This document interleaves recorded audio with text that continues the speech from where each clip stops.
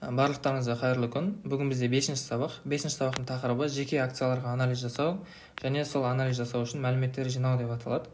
Яғни кез келген акцияны сатып алар алдын ол акция туралы және сол компания туралы бізде толық мәлімет қоры болу керек және бізде барлық қажетті информация бар болу керек. Кез келген нәрсені таңдаған кезде, мысалы базарға барып, кез келген өзімізге киім таңдайтын болсақ та, өзімізге машина таңдайтын болсақ та, өте қатты сапасын тексеруге тырысамыз. Яғни киім қаншалықты сапалы, қаншалықты әдемі деген сияқты, түсі қандай, өлшемі қандай, соның барлығын зерттеп, сосын барып сатып алуға тырысамыз. Акциялар да дәл сондай, яғни бүкіл өлшемдерін, компания қаншалықты табыс тауып жатыр, компания қаншалықты қарызы бар, компания капиталы қаншалықты өсіп жатыр, оның болашаққа жоспарлары қандай деген сияқты нәрселерге баса мән беруіміз керек, яғни толық мәлімет бізде болу керек. Сол себепті бүгінгі сабағымызда мен осы мәліметтерді жинайтын арнайы ссылкалар, яғни арнайы бір мәлімет қорларын сіздерге дерек көздерді ұсынатын боламын. Солардың ішіндегі ең біріншісі бүгін талқылайтын бұл Finviz. Бірақ Finvizді қазір мына ссылкасын қойып қойдым. Негізінен интернеттен Finviz деп жазсаңыздар бірден шығады. Яғни finviz.com деп жазсаңыздар. Бірақ мен бүгін что-то аша алмадым. Finviz платформасы бүгін дұрыс жұмыс істемей тұр. Негізінен алғанда бұл Finviz бұл источникті мен негізінен бүкіл америкалық рынокты сыртынан экономикалық тұрғыдан бағалау үшін қолданамын. Яғни біз бұған дейін айттық қой, S&P 500 деп. S&P 500-дің құрамындағы 500 компанияның барлығы осы жерде көрсетілген, яғни бір картада көрсетіледі. Қай компания қанша пайызға өсті, қай компания түсті, немесе қай секторлар, то есть мысалы коммуникация секторы, немесе технологический сектор деген сияқты. Осы секторлар бойынша барлығы бөлек-бөлек көрсетіледі. Маған сол себепті осы Finviz ұнайды. Мысалы мына жерде қарап көрейік. Кеше ғана Google компаниясы барлығымыз білетін, бір күнде плюс 9.96%, яғни плюс 10%-ке өскен. Кеше ғана $1000 салсаңыз, бүгін уже $1100 болатын еді. Яғни бір күнде 10%-ке өскен. Кеше Apple компаниясы мына жерде көрсетілген минус 0.35%-ке құлаған. Дерлік барлығымыз білетін еще Microsoft компаниясы бар, сол жақта бірінші үлкен болып тұрған. Кеше 1.82%-ке рост жасаған, яғни өскен десе болады. Осылай мен барлық компанияларды қарауға тырысам сыртынан. Мысалы мына жерде баға беретін Amazon тұр. Ол кеше 3.43%-ке өскен компания. Ал оның астында мына жерде Tesla тұр. Tesla компаниясы кеше минус 1.11%-ке құлаған, яғни бағасы кішкене төмендеген кеше. Яғни осылай сырттан қарау арқылы мен толық америкалық рынокқа баға бере аламын. То есть америкалық экономика қай жаққа бара жатыр, жалпы алғандай компаниялардың барлығы орташа есеппен жоғарылап жатыр ма, төмен түсіп жатыр ма. Және сонымен қоса бұл жерде тоже кейбір новостьтар шығып отырады. Бұл жерде общий новостьтар шығады, то есть бүкіл Америка жайлы новостьтар шығады. Оларды да оқып отыру маңызды, чтобы экономика қай бағытта жылжып бара жатқанын көру үшін. Жалпы бірінші қолданылатын источнигіміз осы Finviz деп аталады. Ал енді кезекте екінші источник ол бізде Yahoo Finance, немесе Stock Market Life, яғни Yahoo Finance деп аталады. Бұл источниктің бізде арнайы ссылкасы да бар, немесе арнайы тіпті приложениесі де бар, оны телефонға тартып алсаңыздар да болады. Осылай қолдансаңыздар болады. Негізінен алғанда мен ссылкаларын тоже жіберуге тырысам, әрбір сайттың осы видеоның астында. Сол арқылы сіздер оңай кіріп бірден қарай бере аласыздар. Негізінен қазір Yahoo Finance ашатын болсақ, былай осылай көрінеді. Мен қазір жаңа ашып қойып едім, қазір көрсете салайын сіздерге. Так, бұл бізде Yahoo Finance. Yahoo Finance бізде қазір осылай тұрады. Яғни ол жерде кез келген акцияны алып, жерге поискқа жазып іздей аламыз. Дерлік мысалы бізге не қызық болмайды. Барлығымыз білетін Starbucks, то есть кофе сататын компания. Мен бірақ бұл нәрсенің акциясының менде жоқ. Бірақ қазір іздеп көре салайық Starbucks-тың акциясын. Starbucks-тың акциясын мысалы Yahoo Finance іздесек, ол жерде мен ең қатты негізгі қарайтын нәрсем акцияның бағасы емес, бұл жерде в основном новостьқа қараймын. То есть акция қалай өсіп жатыр. Бұл жерде тоже что-то бүгін Yahoo Finance дұрыс жұмыс істемей тұрған секілді. Негізінде мына жерде басты нәрселер көрсетілген, яғни суммарный полностью общий не бар, общий новостьтар, conversations, то есть анда не обсуждениелер, статистикалар, исторический көрсеткіштер, финансовый показательдер, анализ жасау. Соның барлығы осы жерде қарастырылған, яғни бұл жерде отырып біз акция жайлы толық түсінігіміз қалыптастырсақ болады. Бүгін что-то дұрыс жұмыс істемей тұрған сияқты көп нәрселер білмеймін. Әлде менде дұрыс ашылмай тұр ма? Жалпы солай, негізінен алғанда еще плюс холдерс дейді, яғни қандай адамдар Starbucks ұстайды, сол нәрсені тоже білсе болады. Қандай атақты адамдар, возможно, Starbucks-тың көп акцияларын өзіне сатып алған. Сол нәрселерді тоже қарап зерттесек болады. Олар не үшін алды, не үшін сатып жатыр деген сияқтылар. Основном осылай, негізінен Yahoo Finance-та осылай әдемі болып тұрады негізі. И ол жерде осындай новостьтар көрсетіледі. Ең последний новостьтар, мына жерде Илон Маск жүр, Теслада қандай новость болып жатыр, соның барлығын в основном негізі ағылшынша, бірақ ішіне кірген кезде русский перевод жасап алып қарап оқысақ болады. И бұл источникті қолдану өте маңызды, өйткені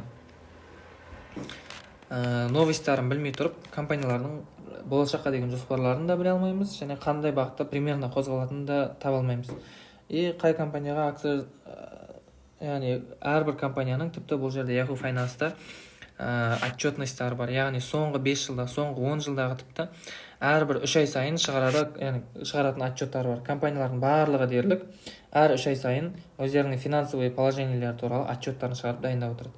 Сол отчеттарын оқып, түсініп, зерттесеңіздер, өздеріңіз үшін өте пайдалы болады. Өйткені компания қаншалық деңгейде көтеріліп жатыр, қаншалық деңгейде түсіп жатыр, оның барлығын жаңағы мен көрсеткен financial дейтін бөлімде, мына жерде қарасаңыздар болады, мына жерден financial деген. Мен де қазір білмеймін, мынау сайт дұрыс деп тұрған жоқ. Негізінен алғанда осы жерден қарасаңыздар дұрыс болады. Ал негізі жалпы былай қолдансақ, если әрбір акцияны қарайтын болсақ, дерлік енді Apple-дардың өздерінде бар ғой, мына акциялардың құрамында кез келген акцияны алып зерттеуге болады. И міне осы жерде бізде барлық нәрселер көрсетіледі, доход, барлық нәрселері, расходтары барлығы көрсетіледі. Егер компанияларды қаттырақ зерттегіңіз келсе, сайтқа кіргеніңіз дұрыс болады. Бірақ сайтта өйткені толық мәлімет көрсетіледі, және сіз ол жерді оқып өзіңіз түсінуге тырысуыңыз керек. Барлық доходтарды, расходтар қалай жүріп жатыр. Ол жерде қатты қиналатын ешнәрсе жоқ. В основном орысша қойып алып қарасаңыз, сыртынан қарап түсінуге болады негізінде. Расходтар қалай көбейіп жатыр, доходтар қалай көбейіп жатыр деген сияқты. Яғни компания плюсқа шығып жатыр ма, әлде минусқа кетіп жатыр ма. Біздің де соған сәйкес капиталымыз, егер ол акцияға инвестиция жасайтын болсақ, солай қозғалатын болады.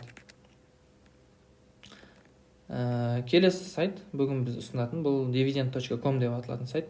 Өзінің аты айтып тұр. Бұған дейін біз дивиденд тақырыбын екінші темада қозғадық, негізі дивиденд туралы. Дивиденд деген не, ол нәрсені қалай қолдануымыз керек, қандай пайдасы бар деген нәрселердің барлығын.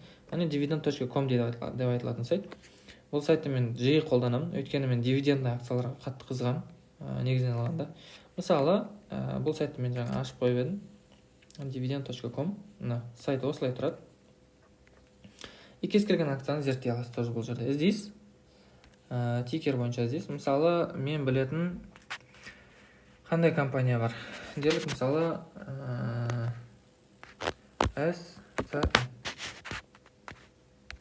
мынадай бір компания бар. Бұл компания бізге әр ай сайын дивиденд төлеп тұрады. И ол компанияның дивиденд төлеу историясын, қалай төлеп жатқанын, қай уақытта төлейтінін соған байланысты біле аламыз. Мысалы, қазіргі бұл SCM дейтін акцияның бағасы $13.86 тұрады. И полностью дивиденді $1.60. То есть бір жылда 11.5%. 11.5% сізге дивиденд төлеп отыратын болады. Яғни бір жылда $1.60 3 ай сайын.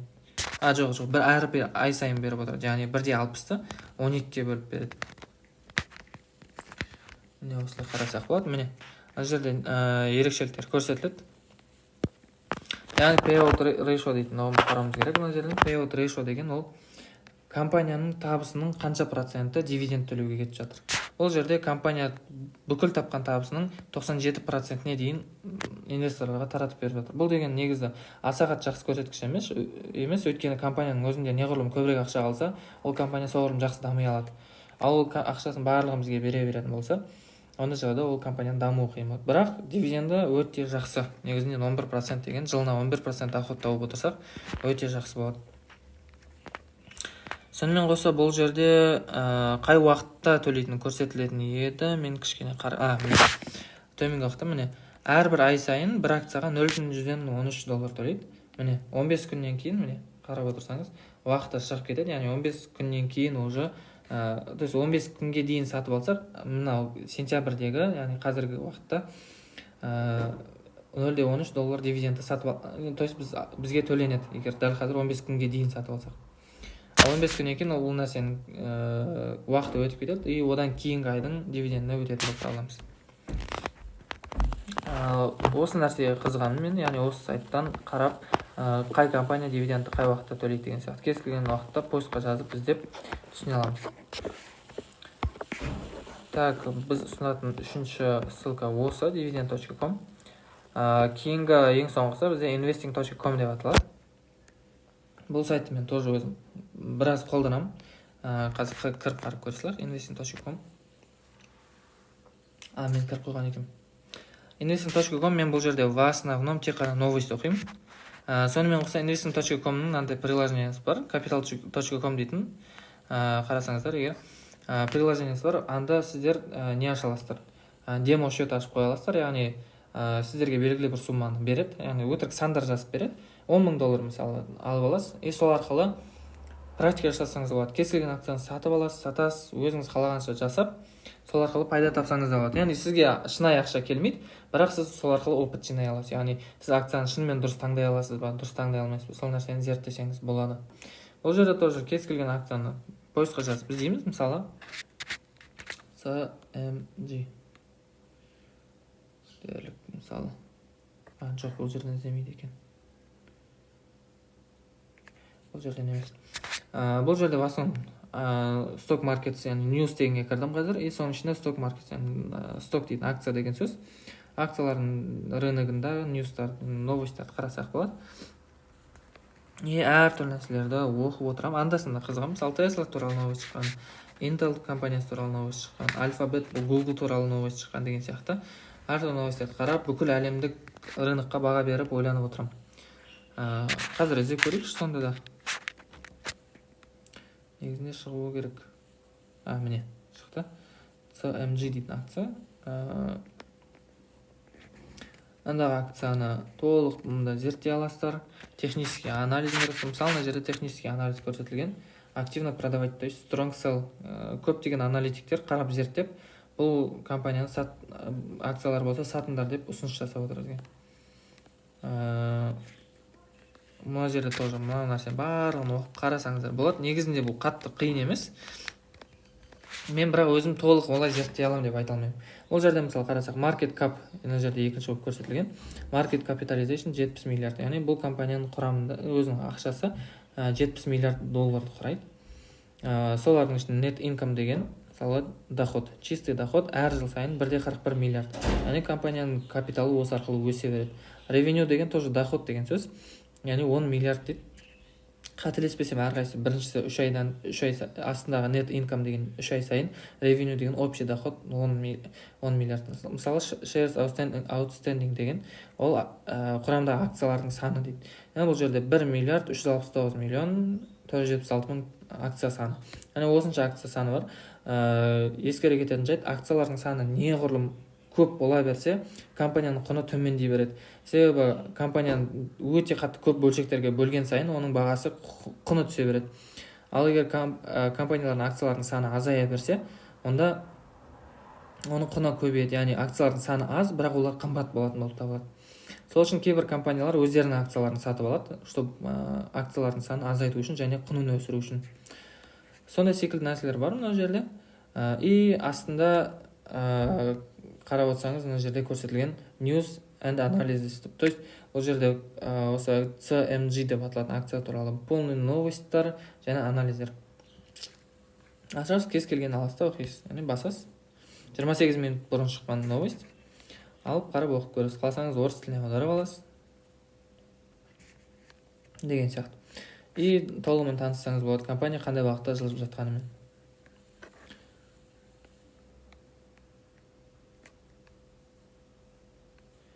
В основном осы.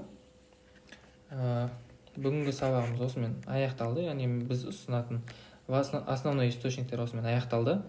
Барлықтарыңызға рахмет. Келесі видеоларда жүздескенше.